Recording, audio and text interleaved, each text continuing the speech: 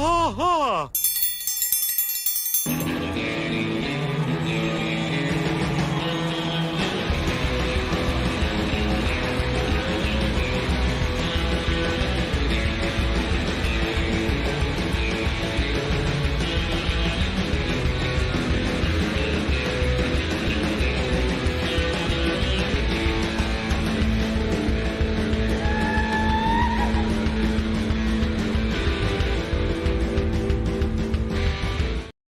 Man, that is a long intro. That is a long intro. They have never, we've been told before, yeah. I've never realized how long that intro is. That is a long ass intro. Well, hey, how you doing, man? I'm doing good. How are you? I'm a-okay. Welcome to Bwaaa, King of the Hill Wow, Podcast. I am Mike, and that is Rusty over there. Rusty, we are live. You just installed that brick wall, right?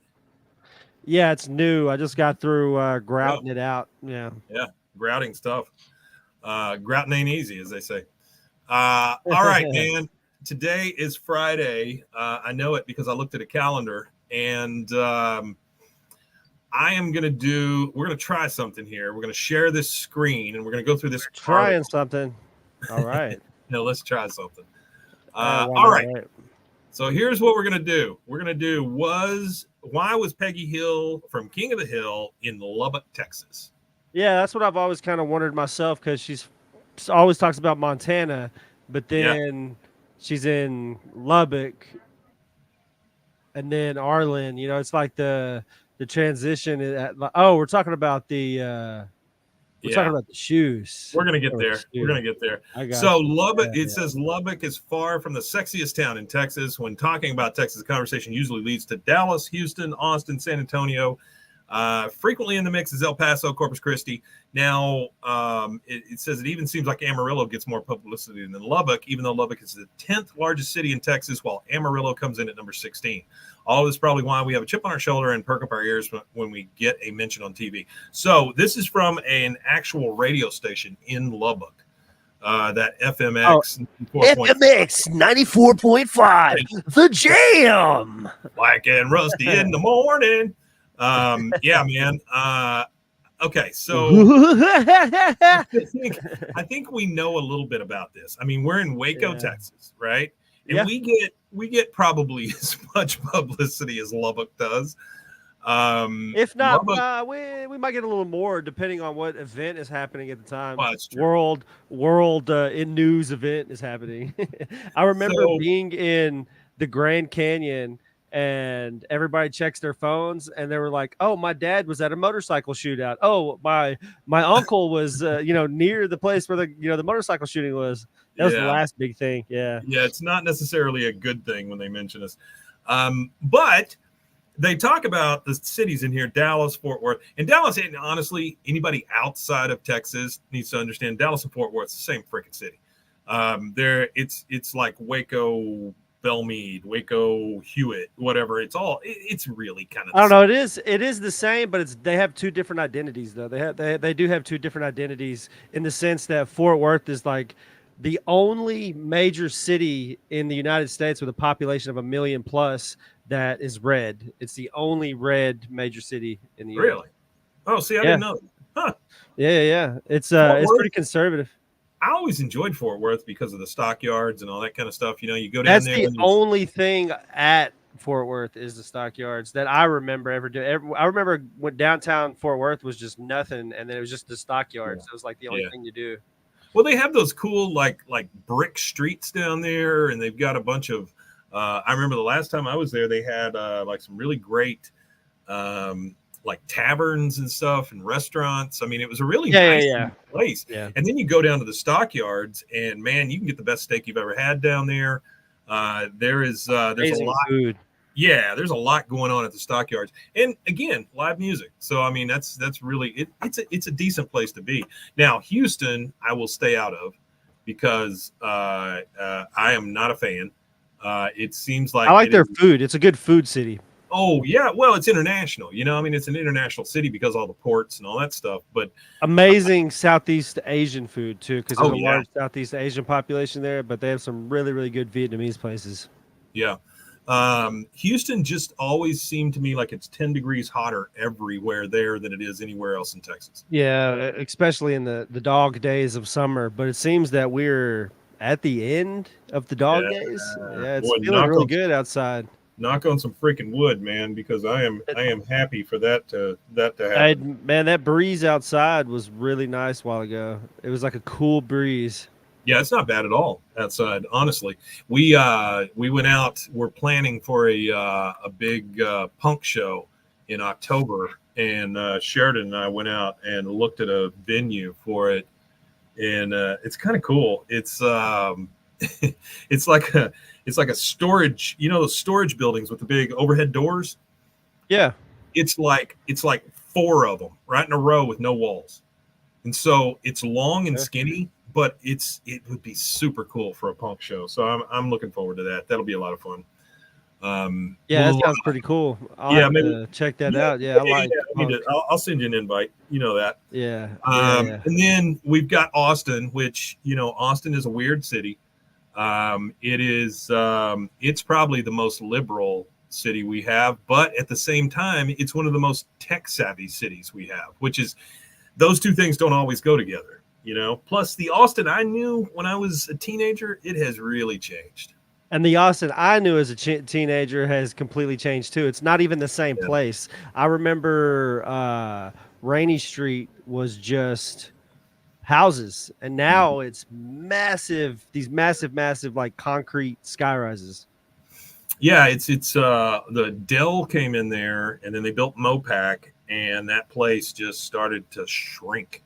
Everything was like right there, and it's so industrial and all that stuff. So, it's between Dallas and Austin now. I tend to lean towards Deep Ellum rather than Austin, just simply because Deep Ellum's a little weird, and I still think it's kind of cool. Austin, it's got its spots, but for the most part, it's I don't know. I don't enjoy being in Austin like I used to.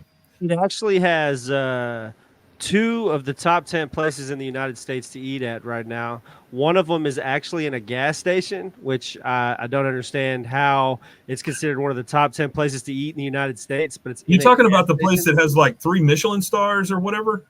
Yeah, there's like a gas station restaurant. I've been there. Yeah. It's very good, very very good. Yeah, yeah. And then there's another place. I actually. Truth be told, it's the place where I broke my arm. Oh yeah, that's right. Estes is the name of the place. ESTES. They do a lot of like fresh fish and stuff. I remember going in the back while I was delivering, and they were like chopping up and cutting up fresh fish and things like that. Always real good smells out of that kitchen. Oh, I bet. Yeah, no, I love it. Yeah, and I love going in the back of all those kitchens because you get to smell some. It doesn't just smell like low tide or what? No, some of it's really good because by the time I get to that particular place, it's like sometimes they're already running service, so I get to smell while they're cooking, while they're actually running service and everything. And every now and again, depending on the busy levels, chef will throw you a little bit of this or that at a few of the places I deliver to, so I get to try some of this good food too. That's pretty cool. La Barbecue is a really good place to eat. It's called La Barbecue. It's on Cesar Chavez. Oh, okay. It's a restaurant on Cesar Chavez. Yeah. Yeah, I used to go to Austin all the time, and I actually lived there for a little while. Like I say, it's just not the same as it used to be. Then San Antonio, they mentioned San Antonio. I'll go to all the time. As a matter of fact, on the 18th of next month, I'm going there for a oddities and weird objects convention or something weird. Yeah, you had to send me some details on that. That sounds kind of wacky. All right, you got it. All right, so Lubbock. Let's get back around to that. Lubbock to me means flat, means nothing. There's Amarillo too. Well, I mean, Lubbock's got Texas Tech. The steak place is in Lubbock. Oh, the 72-ounce thing? Yeah. It's in one of those places. That? You ever tried that? No, I never. I think I tried I only ever drove through there a few times. It's so weird, like that steak place, like where you have to eat the 72-ouncer. That's not really what it is. You got to eat the shrimp cocktail. You got to eat the steak. You got to eat all the baked potato. You got to eat everything. Oh yeah, it's the whole meal. Yeah. Oh my God, it's a lot of food. It's your last meal, like you're a prisoner or something. Kind of like when Bobby was eating it and staring at the girl or whatever. Right. Yeah. That's right. You got it. You got it. All right. So King of the Hill goes through a lot of stuff about King of the Hill.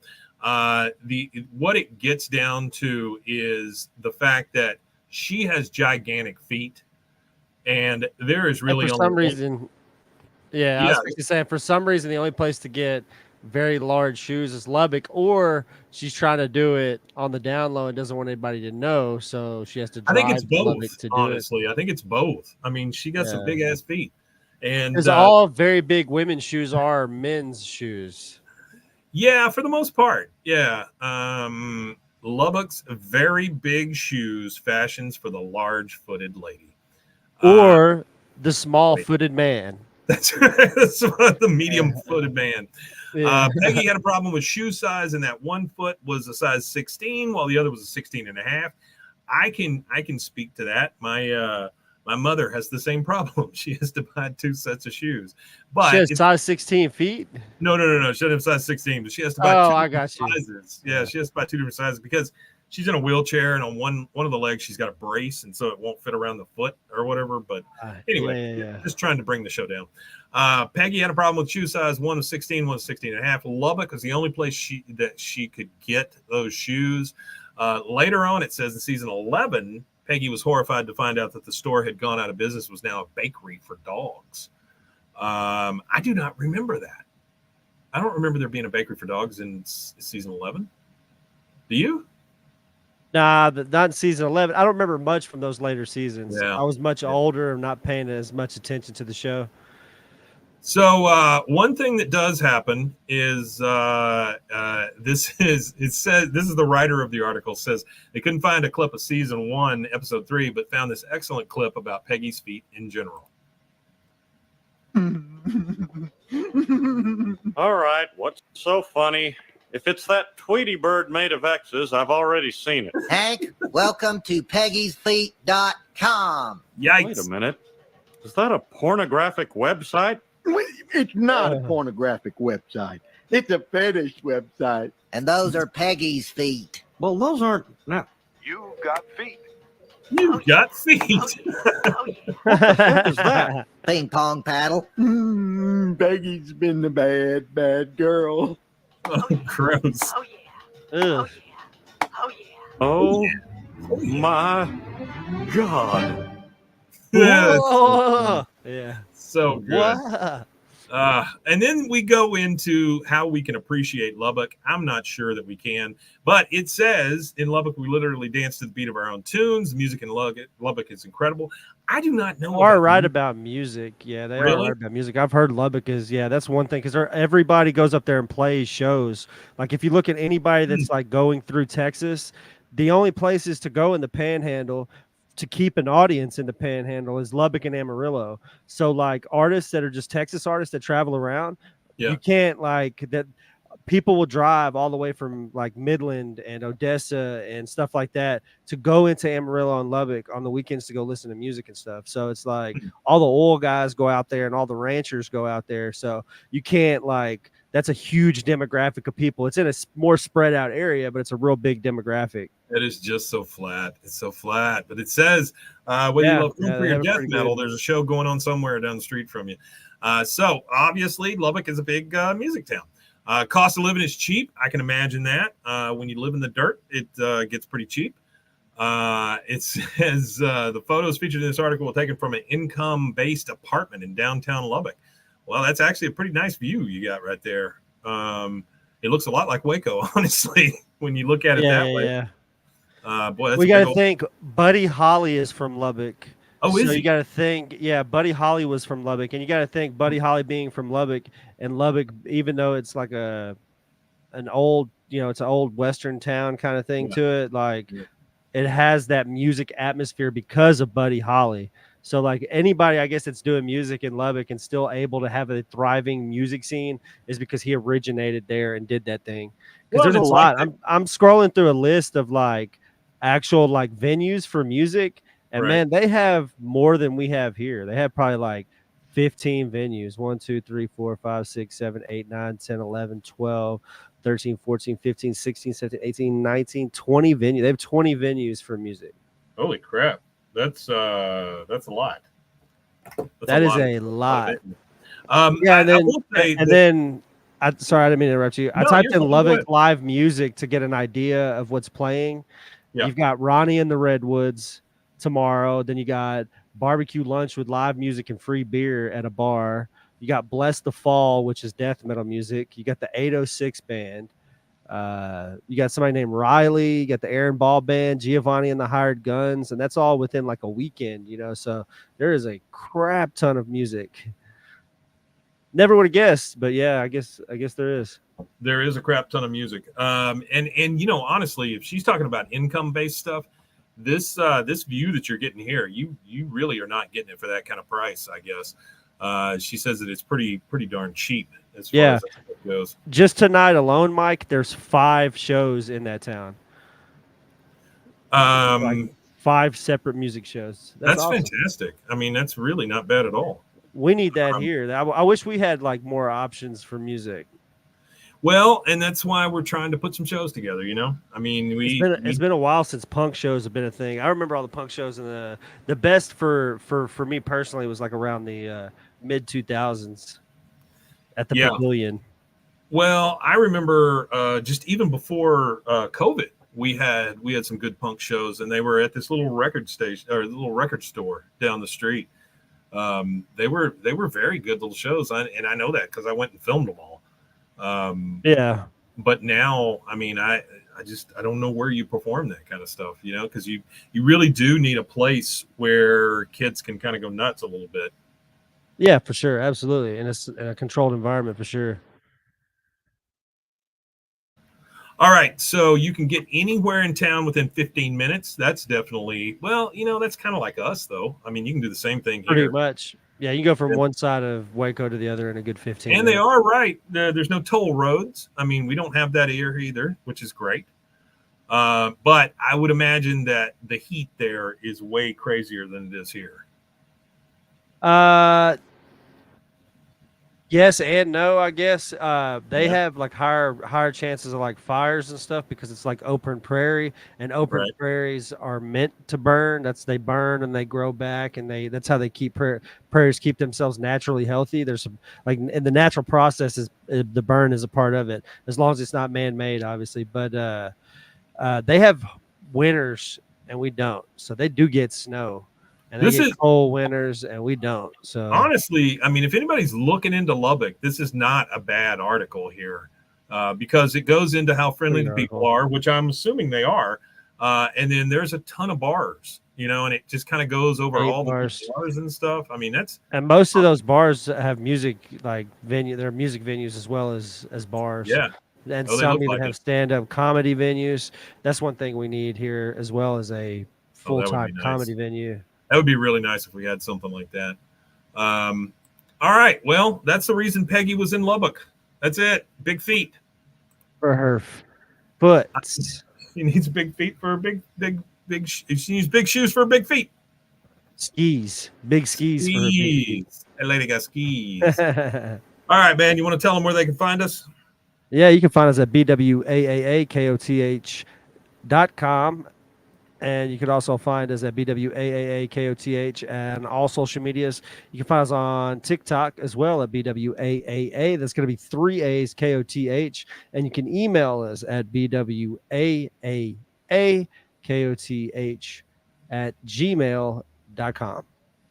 That's right. That's right. Guys, thank you so much for sticking with us. We really appreciate it. We appreciate it. Late and it's weird because it's live, but thank you for sticking with us, and we'll be back again Monday with another episode. We Matanye. We Matanye indeed.